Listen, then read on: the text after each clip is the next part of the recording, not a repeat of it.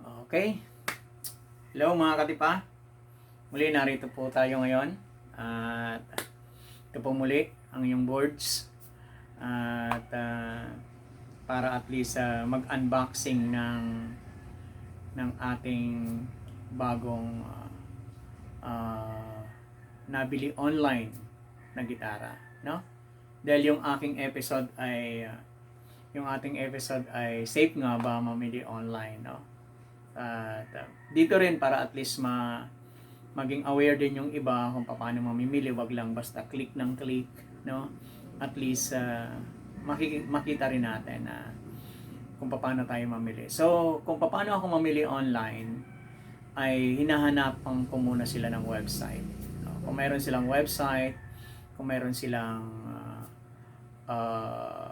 nakalagay na mga talagang legit na website, then legit store, kung meron sila, then saka ako namimili. Saka ako bibili online. So far, itong ating i-unboxing ngayon ay isang acoustic guitar na nabili natin online, no? So bago ako bumili online, bago ako talaga nag-purchase online, hinanap ko muna yung kanilang website, kung may website sila. And then nakita ko naman na may website sila. And then tiningnan ko yung detail, description. And then tiningnan ko kung about, kung para saan yung website na yon. And then binasa ko kung ano talaga yung nakalagay dun sa website na yon. Then gumagamit ako ng internet, no? Para at least makita ko yung website na yon. Tinahanap ko siya sa Google, through Google. And then kapag nahanap ko siya through Google, ay tinitingnan ko talaga yung description. Saka yung history ng company. Yung history ng company nung gumawa ng acoustic guitar. Lalo na kapag ikaw ipipili ng acoustic guitar ng mga high-end guitar. No, medyo yung mamahalin na, yung medyo talagang may presyo na, talagang mga may solid na siyang wood na ginagawa. So yun ang ating i-unboxing ngayon. So I don't know if this can be rated nasa mid-range or high-end guitar, no? Pero ang kanyang presyo ay 219 euro, no, sa website. So makikita natin siya sa website, 219 euro. So kung i-convert natin 219 euro, hindi ko alam kung magkano yung euro ngayon.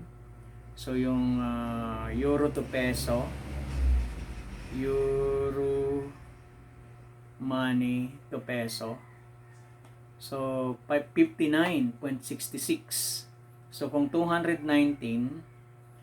59.66, kung 219 siya, mali ako. Okay, ito pala, hinahanap ko yung calculator sa cellphone ko. Okay, 59.66 ang 1 euro sa peso times 219 euro. So equals 13,065.54. So 13,065.54, yun ang kanyang presyo sa website, no? So, kaya naghanap ako ng store. Tiningnan ko muna bakit ganito kamahal itong gitarang ito. Bakit ganito kamahal siya? Ano bang pagkakagawa niya? Paano siya ginawa? So, ang kanyang description ay siya ay gawa sa talagang masusing ginawa. Talagang crafted. So, crafted siya. So, ito yung kanyang website, Baton Rouge, no? Yung kanyang website, at meron siya ritong mga description kung paano, it's all about what. So, yun. Ganun ako pumili online. At meron siyang tinatawag dito, About Us. At siya ay nandito rin yung CEO, yung talagang may-ari ng company na yon, Baton Rouge, the next generation. So actually back to 20s yung ano nila, na merong mga ano, at ginagamit internationally. So almost 40 countries around the world ang kanilang dinidistributan ng kanilang ano, ng kanilang gitara. At ang napakaganda pa, talagang crafted siya. Yung mga wood na nasa paligid lang natin, yun ang kanilang ginagawa. So, yun ang isa sa mga intriguing kung na pwede nating makuha. So, masasabi natin it is a vintage unit, di ba? Or talagang legit, or talagang masasabi natin na talagang siya ay prestige, no? So kaya yun ang napili ko. Ito yung napili ko. Actually napakaraming mga gumagawa ng gitara. Pero medyo na-intriga ako dito sa gawa ng button rose na to.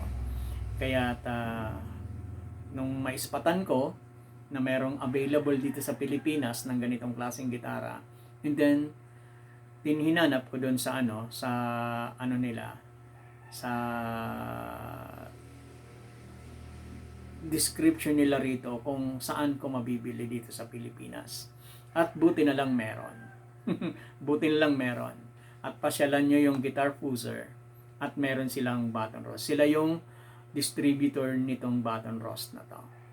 No? Kaya mapupuntahan nyo sila. At meron. So since na hindi na ako makakapunta ng Maynila dahil nasa nasa probinsya na ako. So, hindi ko na ngayon makikita yung unit. No, hindi ko na ngayon makikita yung unit. So, through chat and through communication and through email, nakikipag-negotiate na lang ako sa kanila, nakikipag-usap ako sa kanila na may papadala ba sa akin ng maayos, mabibigyan ba ako ng talagang tamang unit, at hindi mababasag yung unit at maipapadala sa akin ng safe, walang damage, at ano ba yung kanilang inclusion doon sa guitar na yon. No, so yun ang makikipag-usap ko sa kanila. And then that's the time na nagkaroon na kami ng transaction.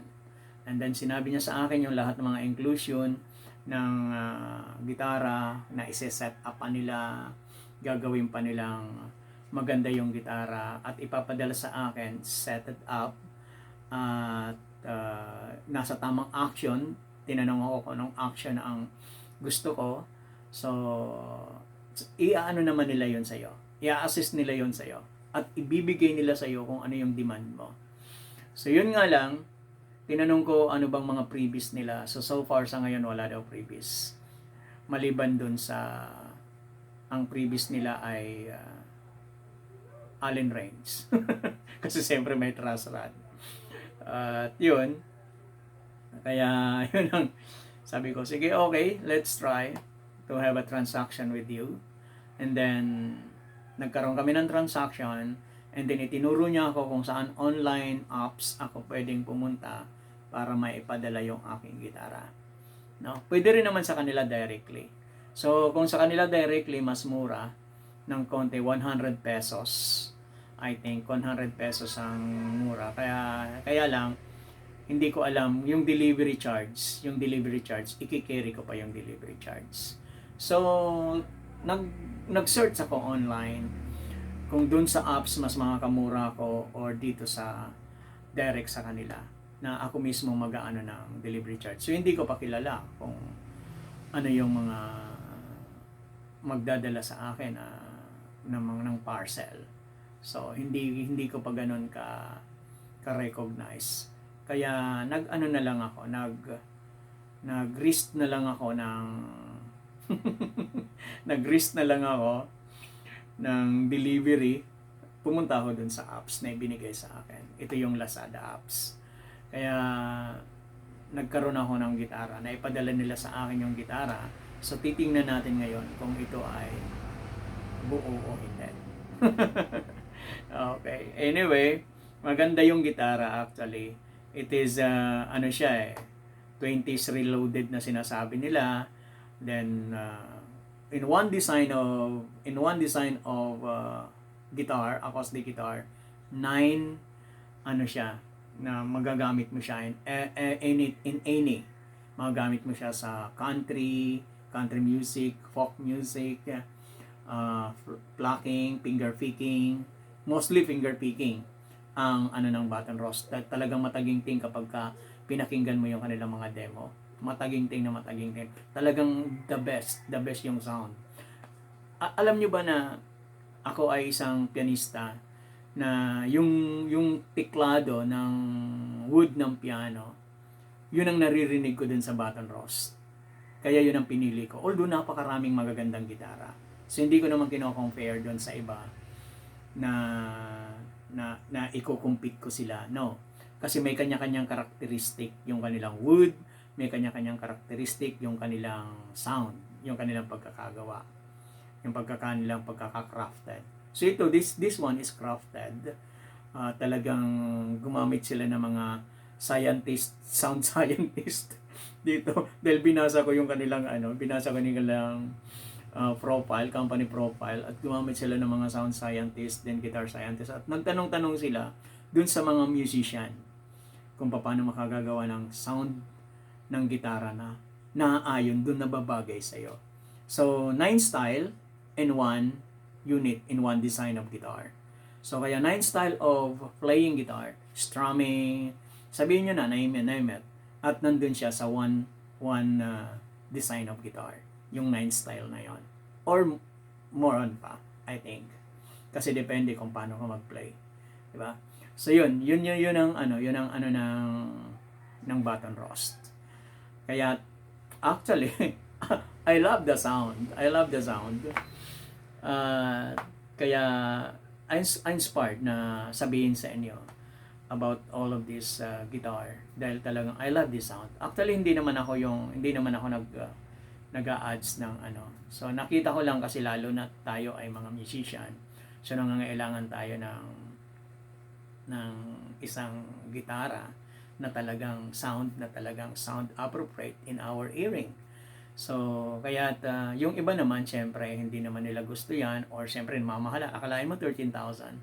So napakamahal and peso. Dahil dun sa website nila is 219 euro. Yung mga bago nga nila dun 299 euro. So I only try because this is my first time to buy online a high-end guitar, or maybe this is a mid-range guitar. I don't know. No, I don't know. Hindi pa natin nakikita. So far dun sa description nila, this is a high-end guitar. So one design and 9 style of playing of guitar ang may play mo dito sa gitarang ito. No? So Baton Rouge, at ang aking piniling gitara ay meron daw siyang function unique design, then modernizing iconic design, at maybe 1 million possibilities of playing guitar dito sa natin, sa gitarang binili. Hindi siya black, hindi naman siya yung kulay niya nakakaiba. So para ito sa next generation guitarist, sabi nila. So yung pinili kong gitara ay hanapin natin yung pinili kong gitara sa website. No, yung pinili kong gitara ito ay shape. Hanapin natin yung shape. So ito ay parlor guitar. So parlor guitar yung pinili ko Ibig sabihin yung parlor guitar, ito yung medyo slim, medyo sexy ng at maliit lang, hindi siya bulky, 'di ba? May mga jumbo, merong OM, merong dreadnought, 'di ba? Meron tayong orchestra design, auditorium design, meron tayong ganon. So ang pinili ko ay yung parlor guitar. So yung pinili ko. So ito yung mga sample ng parlor guitar. Ayan. Pero hindi yan ang pinili kong kulay. Dahil walang available dito sa Pilipinas. Actually, ito yung kulay na to, yung hinahanap ko. Yung kulay na to. So ang available nila rito ay crimson red. So ang available crimson wood, crimson design ang available nila rito. Ayan. Ito yung napili ko. Ayan. So crimson, yan ang napili kong gitara na parlor guitar. 630 millimeter yung kanyang haba, yung kanyang scale.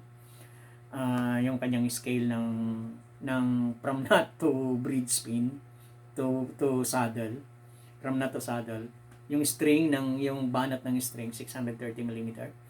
At I think this is sa haba nito ay meron siyang I think 40 inches yung kanyang haba, kasama na yung slotted headstock niya.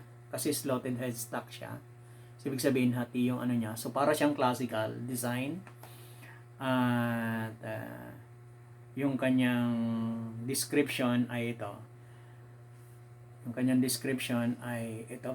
I-click lang natin, so makikita nyo na yung description ng gitara niya. So ngayon titingnan natin kung talagang yun nga talaga yung gitarang nandun. So yan yung design niya. So yan. So makikita nyo naman sa website yung kanyang mga design. Kaya ayan na yung description niya.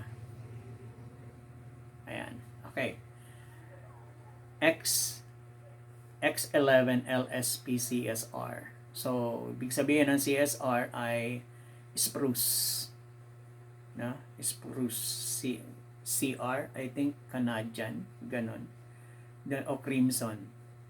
So, hindi natin So, walang nakalagay dito. 219 euro. So, Parlor 12, yung pala yung pangalan niya. Top spruce. So, back and side mahogany. Neck mahogany. Yung slotted headstock niya. Yung headstock niya. Then, fingerboard and bridge. Obangkol wood. Yung kanyang fingerboard, saka yung bridge. 19 fret lang siya. So, ibig sabihin, kung 19 fret siya, ano siya? 12 design. Ibig sabihin, 12 guitar siya. So, ibig sabihin, nasa 12 fret yung nag-umpisa yung body niya. So, kaya matatawag natin siyang 12 acoustic guitar. Kasi yung iba 14. Sa 14 nag-umpisa yung body. Kaya medyo mahaba siya. Kaya meron siyang 20 fret, 21 fret. So, ito ay 19 fret. So, medyo bawas ng dalawa. No, 19 fret, nut and saddle, new bone. No? Ang kanyang nut and saddle.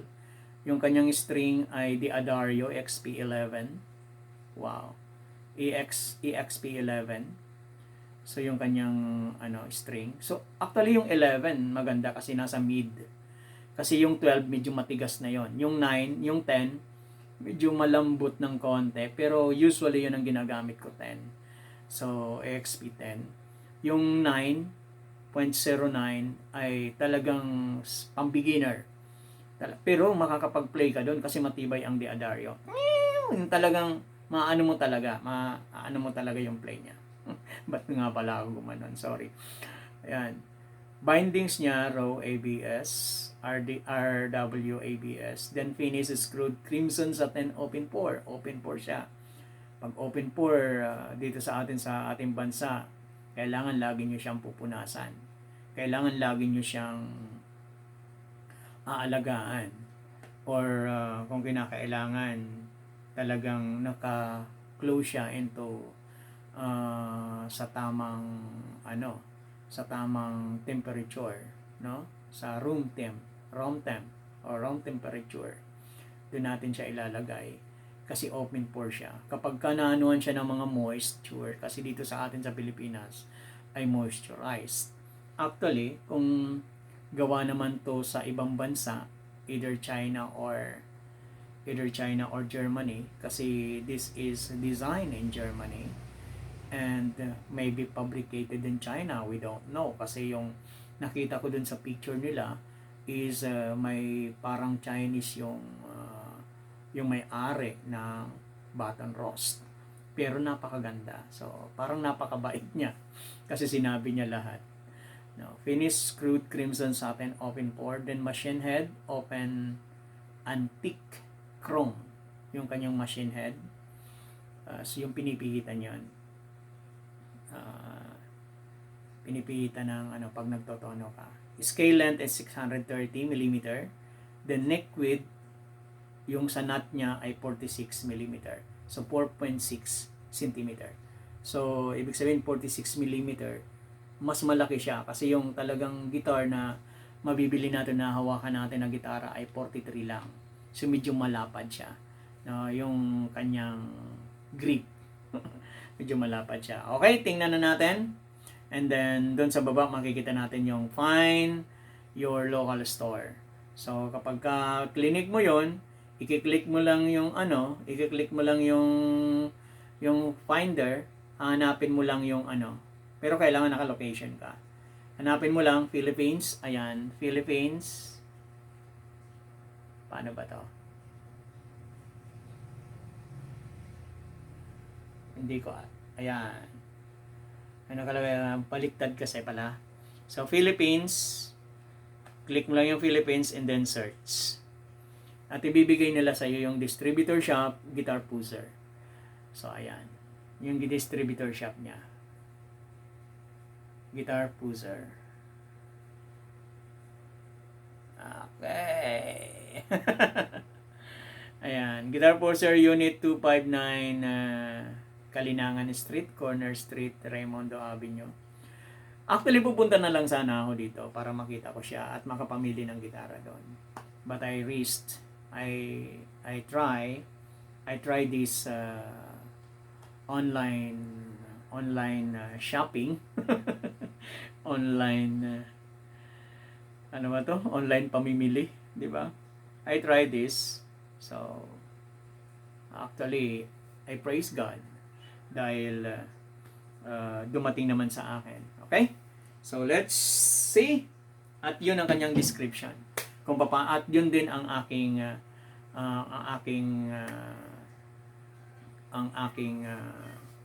advice sa lahat ng mamimili online, lalo na kapag high-end ang ating bibili na gitara o acoustic guitar. So, kailangan natin siyang hanapin sa website and then hanapin nyo yung description. Nandun naman, bibigay naman nila yung description. So, nakalagay naman yun. And then, ang risk na lang dun yung delivery. Pero, since na, magtitiwala tayo. Try natin na magtiwala din minsan. At ang pinaka-the best pa rito sa binilang kong gitara, sa Guitar Puser, ay sabi nila ay mayroong warranty. Doon ako na medyo nakahinga ng maluwag dahil may warranty. So, kaya kapag mamili kayo ng gitara sa kanya, may warranty sila. At I think parang nabanggit nila sa akin 1-year warranty. Diba? So, okay na yun, diba? At least may warranty. Lahat ng lahat ng guitar nila daw na mabibili sa kanila ay may warranty. So, hindi na ako nagdalawang isip. Then, I click it out and then it happens. Here. Narito na siya. So, tinanggal ko na siya dito sa niya. Talagang double bubble wrap naman ang niya. Talagang sobrang bubble wrap. I think 3 bubble wrap yung ibinalot sa kanya. 3 bubble wrap, naka-bubble wrap na yung itong mga bubble na to ay tapos itong plain, ito yung nakabalot dun sa dalawang plain na ganito, nakabalot dun sa box. Tapos, sa kanila pinatauban. Tapos yung plain naman na nasa ibabaw. Yan ang nilagyan nila ng, meron nakalagay na fragile.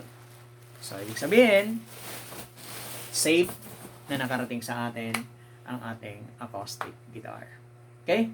So, titingnan na natin kung safe nga itong acoustic guitar. So, medyo pinunit ko na siya. Dahil, kasi sabi, kapag ka mag-unbox ka raw punitin mo para may susunod pa. Ibig sabihin, gagastos pa ako sa susunod. Di ba? So, yan. Tingnan na natin. Pinunit ko na siya para daw may susunod pa. Oh! Naka-bubble wrap pa siya. Oh, may bubble wrap na sa labas, may bubble wrap pa sa loob. Ibig sabihin, safe siya. At meron siyang headrest. Sa headrest. Okay. At ayun pala yung ano niya? May kasama siyang Allen wrench. Okay. So, ito na. May headrest siya para at least hindi mabakli yung neck. Para sa neck. Very good. Guitar Puser. Very good. No? So, ito siya ngayon. Patanggalan na natin. Okay. Binabaw lang pala yun. Pero, binalot lang siya. Ibinalot. No? At may balot pa siya. Ito yung, ano to, para sa moisture.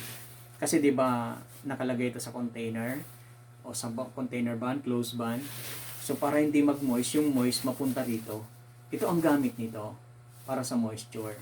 At ilayo nyo to sa mga bata. Mayroon siyang warning dito na nakalagay. Ayan. Sigurado yan, may warning. Yan, pag binasa nyo yan, yung warning na yan, huwag nyong ilalapit ito sa bata. Kasi kapag pinaglaruan to ng bata, siguradong masusuffocate sila. Kasi ito pang moisture talaga to. Yan. Na-absorb niya yung moist ng wood. Kasi wood ito di ba? So, absorb mo. Ito na siya ngayon. Slotted, headstock. At ito na nga, D'Addario nga, no? Nakalagay dito, then button rose. Ayan. Okay. D'Addario XP11. So, ito na yung kulay niya. So, diba? Check nga natin kung walang basag. Wala.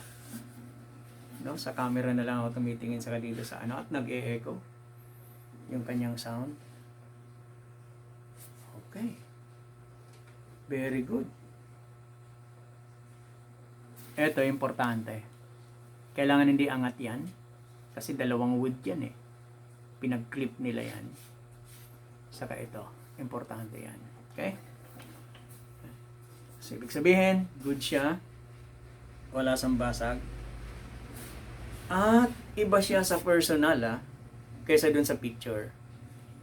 So, iba siya sa personal kaysa dun sa picture. Solid. Halata, di ba? This one. Oh, pwede mga pang top guitar. Pwede. Ito yung ano. So, yun. So, hindi ko alam kung bakit walang gaanong bumibili nito dun sa ano. Nakita ko sa Guitar Puser. Walang gaanong bumibili. Pero, napakaganda nito mga katipa. Napakaganda nito. At meron siyang inlays. At yung kanyang inlays ay nasa taas. Ayan. So, 12 fret guitar siya. Kasi ayan siya. Nag-umpisa siya sa 12. Yung body niya. Kaya tinatawag siyang 12 fret guitar. So, naka ano siya ng half note. Ito lang.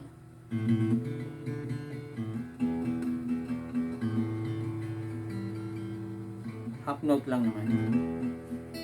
Ito okay siya. Okay siya.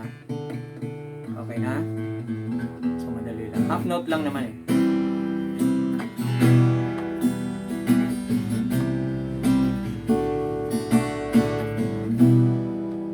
Wow.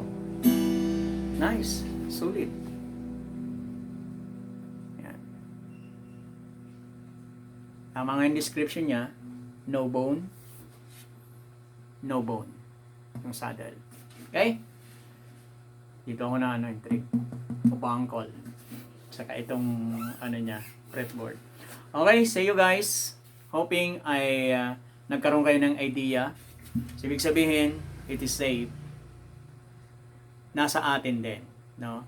Kung paano tayo mamimili online ng acoustic guitar. Nasa atin din.